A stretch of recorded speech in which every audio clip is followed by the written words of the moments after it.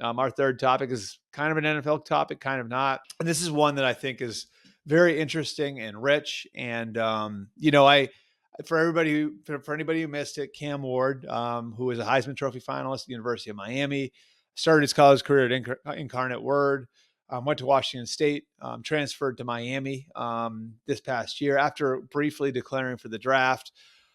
Had a fantastic year. Again, Heisman finalist for the Hurricanes. So they go to the Pop-Tarts Bowl where they're playing against Iowa State. He lights up Iowa State in the first half. Then he winds up sitting out the second half. Mario Cristobal, his head coach, is asked after the game to explain it. He said that those conversations are private. I really think that this is an interesting one for a couple of different reasons. Number one, if this was the plan all along, I actually don't have a huge problem with it. If the plan was, let's let Cam play a half, let's let the younger guy play a half, and if they worked through that and structured it that way in practice, so the backup is getting reps in practice and everybody knows the deal, the receivers, the linemen, everyone out there knows what the score is, and you're getting the backup ready to play so everybody can play at a pretty good level in the second half of that game. It's not the best setup, but I don't mind it. Then it's like fine. It's the Pop-Tarts Bowl. I mean, it doesn't bother me that much.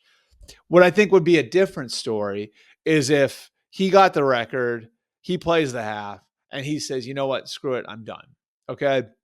That to me would be way different than having it planned out. If it's planned out and his teammates are prepared for it, his coaches are prepared for it, they prepared the backup quarterback for it, then again, no problem. I just think that's the way things are going.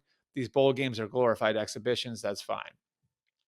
I think putting your teammates and coaches in a position where you're pulling yourself out of a game on the fly is something different entirely.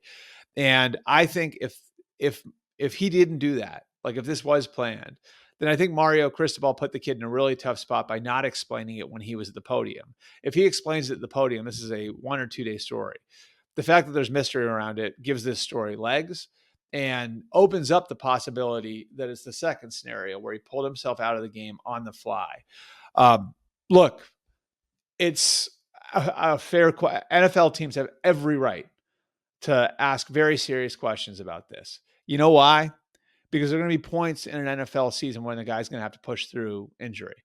Eventually, a guy's going to be in a contract year. How's he going to handle a contract year? How's he going to handle an injury? How's he going to lay it on the line on a week in, week out basis for his teammates? These are real things that can affect wins and losses at the NFL level. And if he's willing to do this as a business decision, and remember, he's already making money, right? Like he's already making a lot of money. So it's not like this is like, this is something that like this was a decision made going from 0 to 60. All right. So he's already making money and he's willing to make a business decision in that spot. Who's to say in 3 or 4 years, he's not willing to make the same sorts of business decisions because he doesn't like the way a contract negotiation is going. All right. And that'd be a question you'd ask of any player. But now we're talking about the quarterback. And this isn't the same as a receiver pulling himself out of the game. This isn't the same as a corner pulling himself out of the game. This is the quarterback of the team. Okay, this guy's absence from the game is going to affect everything else that happens out there. It's going to affect receivers. It's going to affect linemen. It's going to affect the running backs. It's going to affect absolutely everybody. So if a quarterback finds himself if a quarterback is willing to do that in game, and then you look at the Alamo Bowl and you see Shedeur Sanders playing that game out with his teammates and getting the crap knocked out of him for the millionth time, how are you going to juxtapose those two things? How are you going to look at those two things? How are you going to say, how is this guy going to invest in my program? Well, I got to look at how he invested in the last program he was a part of. That's why it's a question. And it's a fair question to ask. And I know the default thing is always to say the player is always right in these situations because players have gotten screwed for a zillion years at the college level. No question about it. A lot of stuff that's happened has been unjust and not right. This is different though. So again, like I think it's on Mario Cristobal, Cam Ward, someone to get out there and set the record straight on what actually happened in the Pop-Tarts Bowl, because whether they like it or not, this is going to be a story when it comes to how NFL teams look at them in the draft. I can tell you that for a fact.